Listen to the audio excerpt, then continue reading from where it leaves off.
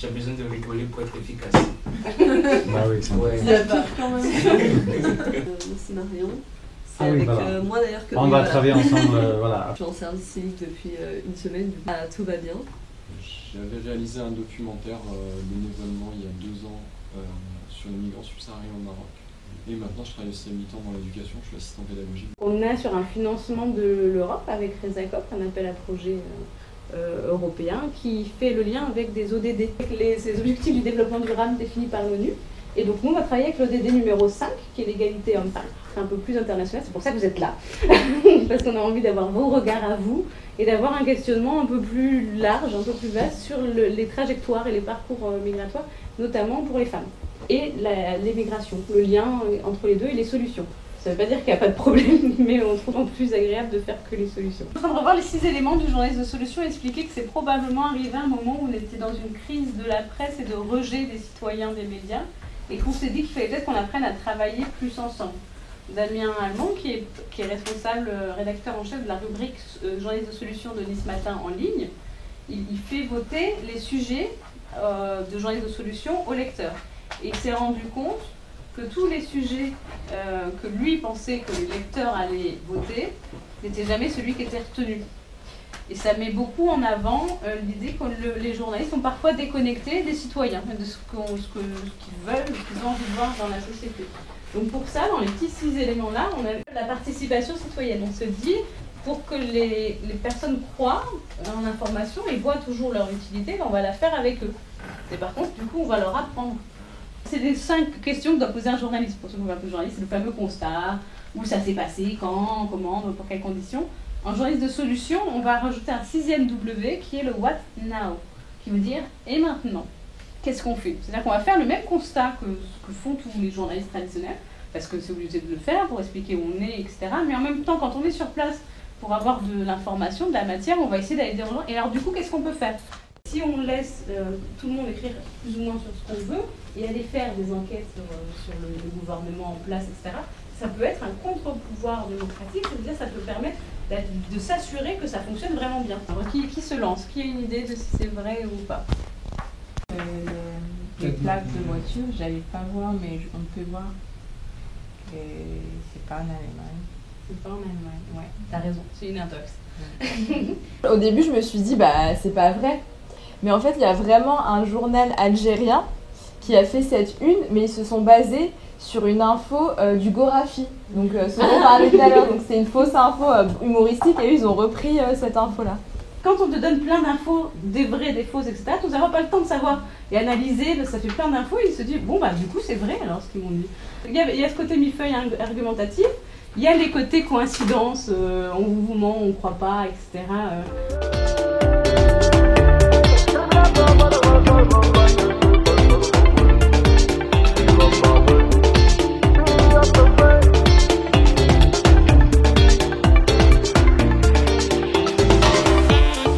Je m'appelle Bénédicte Delataille, je travaille dans la lutte contre les violences sexuelles et sexistes, plutôt dans des contextes humanitaires, donc à la fois à l'international et en France.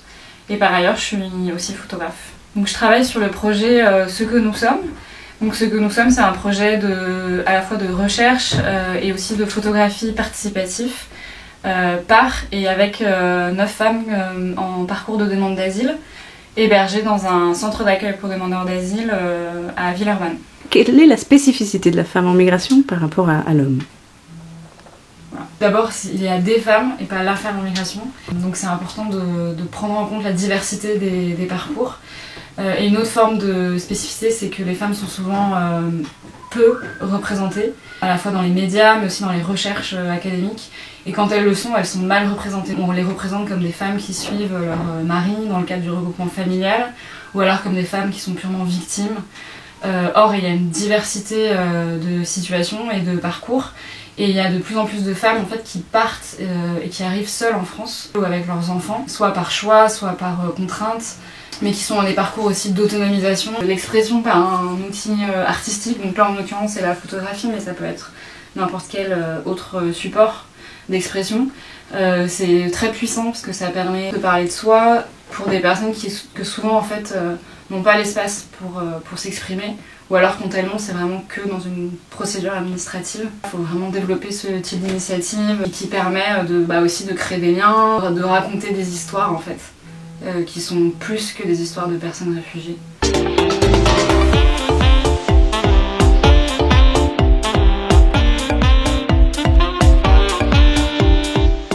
C'était ma petite vue d'une fille de 14 ans quoi, qui n'avait jamais voyagé de sa vie. Je suis arrivée à Chalon-sur-Saône, chez cet oncle qui avait 3 garçons et qui est marié avec une Française. On parle très très peu le perse, moi je parle le perse. Donc du coup ils ont demandé ce que je faisais là et je me demandais ce que je faisais là, sincèrement, avec les gamins.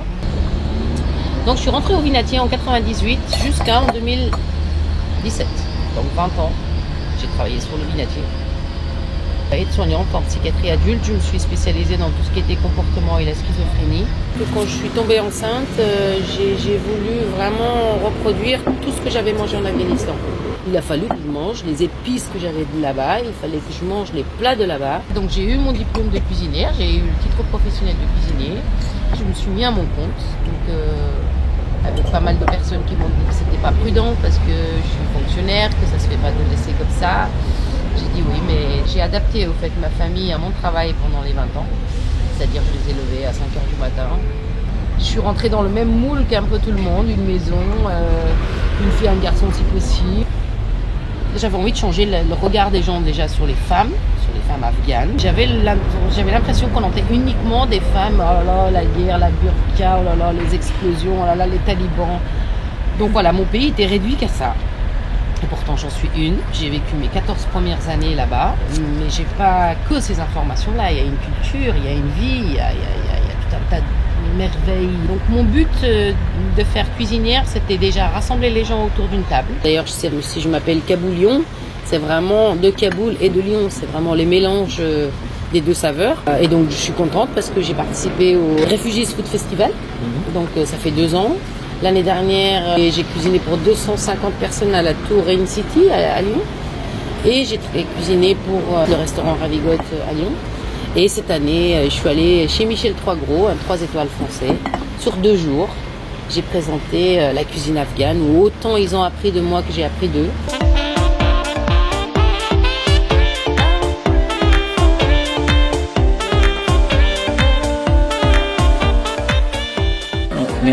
Moi je suis autrice dramatique et metteuse en scène. J'écris pour le théâtre et je mets en scène. J'ai fondé ma première compagnie, ça devait être en 2003. Parlant du Femmes en scène, comment as-tu adhéré à ce projet?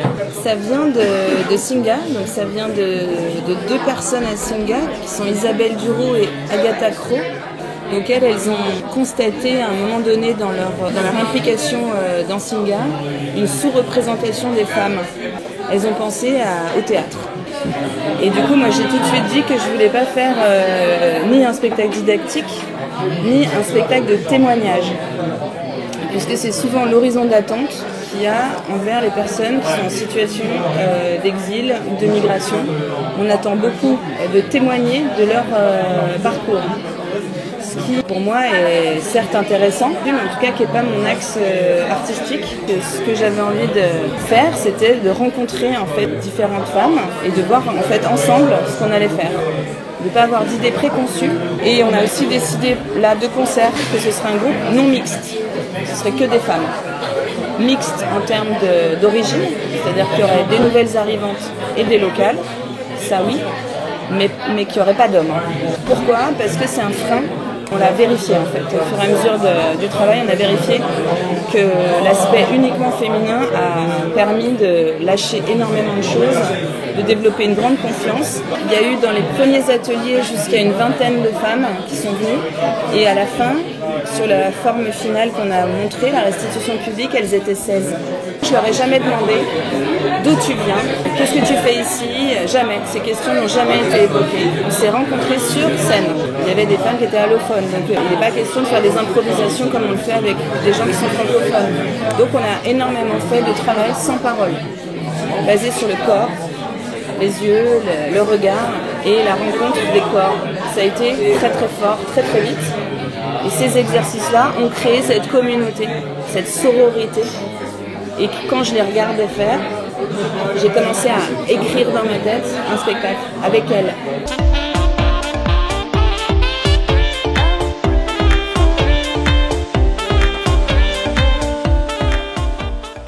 C'était un groupe de la ville qui organisait les danses. Chaque ville a une ensemble de danses en fait. Elle va danser dans tous les événements de la ville, et parfois d'événements nationaux. Puis quand tu es en France? Je suis arrivé le 11 avril 2018. Il y a plusieurs choses qui m'ont installé en France. La culture française, histoire et architecture. Quand on arrive dans un pays où on ne connaît personne, on ne connaît pas la langue, certainement c'est une étape, c'est une épreuve difficile en fait. Aussi, elle a dit que j'étais comme une bébé. Ah oui. Je ne peux pas parler avec les gens. Je n'avais pas des amis, je ne connais pas la vie. Elle a dit que depuis 2 ans, j'ai participé à l'association Tissu Solidaire.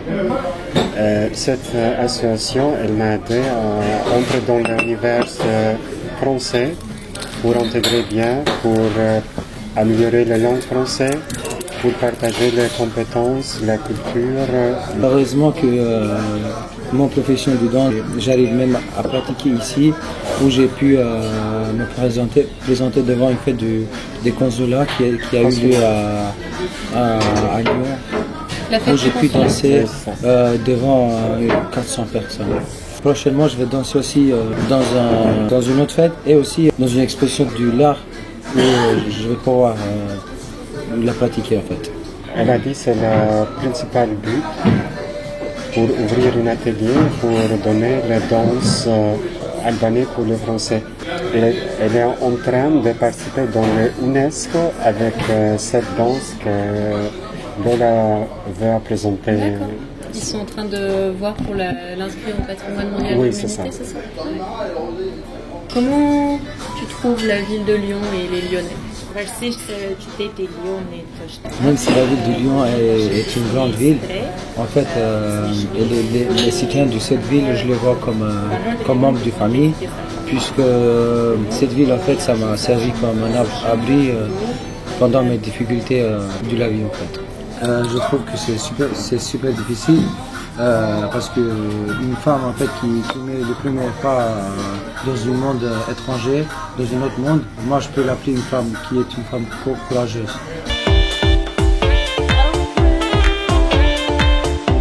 Un projet très unique parce qu'il motivait les gens qui sont amateurs à travailler autour d'une journaliste professionnelle. Et dans mes rêves, c'était qu'un jour je découvre un peu du journalisme et c'était le moment. Comment on fait des questions, à quelles questions faut poser pour qu'on puisse garder la personne en fait qui est en face de nous. Donc c'est des petits points en fait qui jouent beaucoup dans un reportage et que je connaissais pas. Ce qui m'a plu, c'est qu'on soit en trinôme et du coup avec des profils très différents. D'ailleurs, je me suis rendu compte, quand on a fait ce projet-là, que même moi qui m'étais renseignée auparavant sur ce sujet-là, j'avais quand même des clichés. Et c'est ça qui m'a plu aussi dans ce projet, c'est que ils sont tombés. Ça crée vraiment une intelligence, ce que j'appelle souvent une intelligence super collective. Et sur chaque personne qu'on a réussi, dont on a fait le portrait, ça méritait un roman. C'est la première fois que je vois un projet qui réunit des personnes super différentes et qui surtout permet de partager des connaissances à un public assez large. En général, moi comme journaliste, on travaille tout seul. C'est nous qui décidons, on fait des interviews, on fait l'article. Et là, c'était en trinôme, c'était en équipe et je pense que c'était bien de réfléchir ensemble avant pour l'interview avec les personnes. On a travaillé ensemble après pour la structure, comment on fait l'article. Et c'est vrai que d'être un homme, de faire une interview avec une femme sur un sujet délicat, sensible, vraiment il faut faire attention, il faut réfléchir en avance, il faut être préparé pour ça parce que c'est pas évident.